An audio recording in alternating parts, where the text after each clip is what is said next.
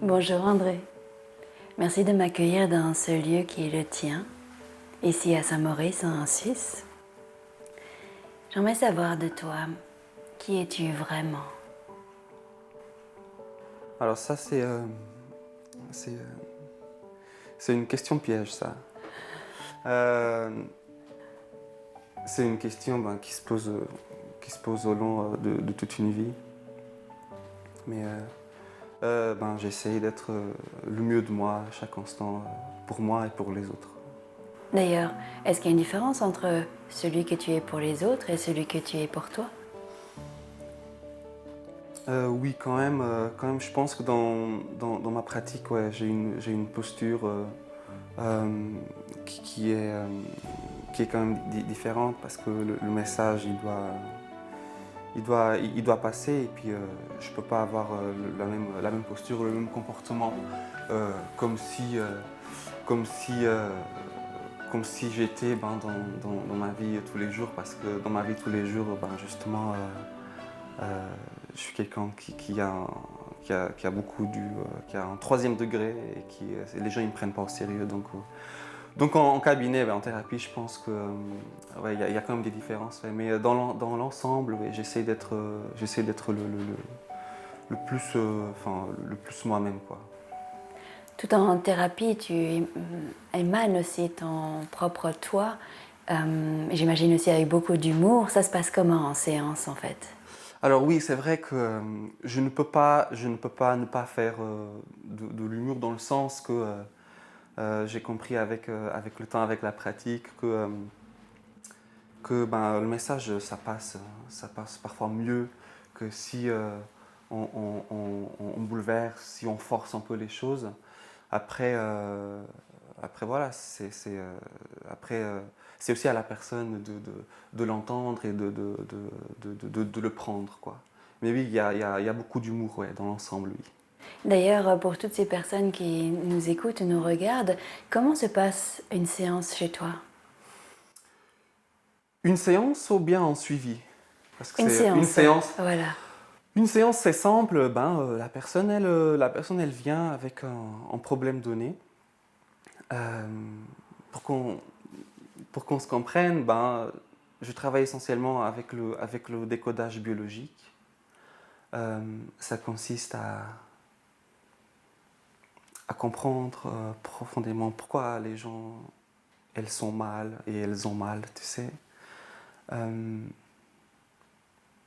et il faut beaucoup creuser parfois. Une chose qui est importante de souligner, c'est que il n'y a pas de généralité. Il n'y a pas de règles. Il n'y a pas de règles. Euh, mais pour un problème donné, un problème de couple, une pathologie, un blocage, un problème psychique, euh, il y a très souvent, très souvent, des causes d'origine émotionnelle, plus ou moins traumatiques. Euh, et ces causes, elles somatisent sur le corps physique qui origine donc les maladies ou les problèmes de santé. C'est, cet aspect, c'est quelque chose qu'on connaît aujourd'hui. Euh, mais ça suffit pas connaître, ça suffit pas savoir qu'un problème de tête, une migraine, c'est parce qu'on réfléchit beaucoup, entre autres, hein, bien évidemment. Hein. Ça suffit pas aujourd'hui savoir que des problèmes d'estomac, des problèmes au niveau des intestins, que c'est lié par exemple aux émotions, problème de gorge, c'est lié à la communication. Tu sais. Aujourd'hui, en tout cas dans ma pratique, dans mes séances, moi je vais au-delà de ça.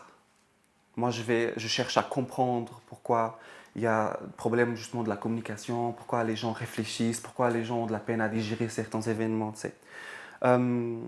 Et donc je donne énormément d'importance euh, à l'histoire de vie de la personne, aux caractéristiques, aux blocages émotionnels qui parfois vont très loin. Et donc mes séances, elles durent environ 1 heure et demie où il y a beaucoup de dialogue, beaucoup d'échanges, où je fais preuve aussi donc je suis de nature très intuitive, donc je fais preuve d'une grande sensibilité qui, euh, qui vient avec le temps, mais que ce sont des séances très très intenses la plupart du temps.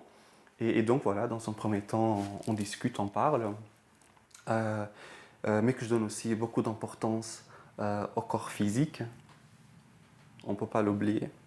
Quand tu parles de corps physique, est-ce qu'il y a un toucher Oui, associé? il y a un toucher, il y a des manœuvres, il y a des traitements, parce que le corps physique, il a aussi besoin de soins, pas seulement les émotions, pas seulement l'aspect énergétique, tu vois. Quand tu parles de traitement et de soins, typiquement, c'est quoi? Donc moi, je me suis spécialisé dans le domaine des allergies et intolérances alimentaires. J'ajoute bien évidemment en lien aux émotions. Donc, dans un premier temps, il y a vraiment toute cette recherche de l'aspect émotionnel. Euh, mais que par la suite, c'est important de travailler le corps physique. Et là, il y a entre la méthode Naët, qui vise à régénérer les tissus et l'ensemble des systèmes touchés, oui. Comment se passe une séance NAET? Une séance Naët, donc voilà, il y a l'anamnèse, il y a vraiment cette recherche euh, avec la personne, parce que c'est un travail à deux. Euh, et une fois qu'on comprend, une fois qu'on a des pistes qui peuvent éventuellement expliquer, une fois que ça résonne aussi avec la personne, une fois qu'il y a une forme de logique, voilà, il y a la séance, la méthode Naët qu'il faut suivre en protocole. Donc je peux te raconter une histoire qui m'a marqué, même si je pense que j'en ai je peux pas dire des dizaines parce que je pense qu'il y a plus de, il y a beaucoup d'histoires, je veux dire, mais j'ai une histoire en tête qui, qui, euh, qui résume un petit peu justement en traitement avec la méthode Naët. Un jour, il y a un jeune homme qui m'appelle pour une intolérance au lactose. J'aimerais, avant de partager ça avec toi, il n'y a pas de généralité. Ça veut pas dire que toute personne avec des intolérances au lactose ont des conflits avec Oh leur merde. mère. Tu vois, on peut pas. Il n'y a pas de règle. C'est pas des mathématiques ici, tu vois. Mais quelqu'un qui a une seule intolérance et qui est liée au lactose, il y a des chances, il y a des fortes chances. Et en fait, c'est là que je vais explorer cet aspect dans un premier temps. Et donc, je demande par téléphone si la personne, elle avait des conflits avec sa mère. Et elle me dit non. Et j'essaie justement de comprendre par téléphone toujours s'il y avait des conflits avec sa mère dans le passé. Il me dit non. Et c'est vrai que quand tu parles avec lui, il te dit non, ça va. Moi avec ma mère, ça va. Ça va. Et je dis, mais t'es sûr qu'il n'y a pas un problème avec ta mère? Il dit non. Non. Et puis dans le passé, non. Et là, je me suis dit, je suis dans la merde. Parce que ça casse tout mon protocole, tu sais. Et donc voilà, je l'ai en séance et, et avec tous ces canaux extrasensoriels que j'ai et toute cette sensibilité, je ressens une énergie qui m'invite à lui demander euh, qu'est-ce qui s'était passé à l'âge de 18 et 23 ans. Et là, il devient tout rouge, il commence à s'agiter, il y a un peu la gestuelle qui change. Et je me suis dit, je pense que je suis au bon endroit. Et il me dit, en fait, André, c'est quelque chose que je n'ai pas envie de parler. Et je lui ai dit, alors, parle pas, mais dis-moi qu'est-ce qui s'est passé. Et du coup, il dit, voilà, donc il prend son temps, il me dit que c'était la période où il a annoncé à ses parents qu'il était homosexuel. Et du coup, à partir de ce moment, j'avais vu tout le panneau, tu sais. Euh, et lui, pour ce moment de partager à ses parents, il s'est préparé, bien évidemment. Sauf qu'il s'est trompé parce qu'il attendait une réaction un peu plus violente de la part du père. Mais c'était la mère qui a réagi. Et il s'est senti mal, forcément, il s'est senti triste. Et c'était, je je sais plus moi, c'était peut-être 10 ans plus tard qu'il a compris qu'il s'est senti rejeté. Tu sais, Cindy, je vais te dire une chose. Lui, il s'est senti rejeté par la mère. Tu vois? Il y a forcément, du coup, dans son cas, une forme de réjection de l'énergie maternelle. Et c'est là qu'entre le lactose. Parce que le lactose représente entre autres l'énergie maternelle. Tu sais. Et du coup, si lui, il s'est rejeté, il s'est fait rejeter par la mère, lui, il rejette le lactose. Parce que aussi, ce qui est intéressant de dire, que c'était bien sûr que c'était une coïncidence, qu'il devienne intolérant au lactose quelques mois, quelques années après cette dispute. Tu sais. Euh, on fait, toute une série de séances avec la méthode NAET et on arrive au bout du traitement. Il y avait le test qui nous annonçait que c'était un peu la fin. Intuitivement, ça, tu vois. Et je dis, on arrive au bout. Il me fait, bon André, c'est gentil, mais comment je sais que je peux manger du lactose parce que j'ai pas envie d'avoir à nouveau des maux de ventre. Voilà. Je dis, oui, c'est vrai.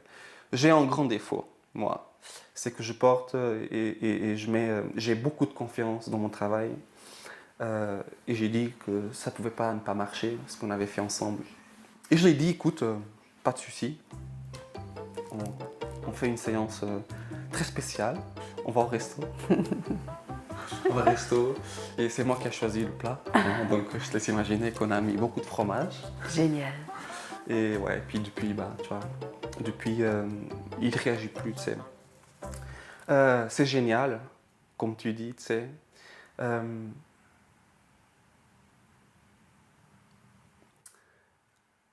S'il y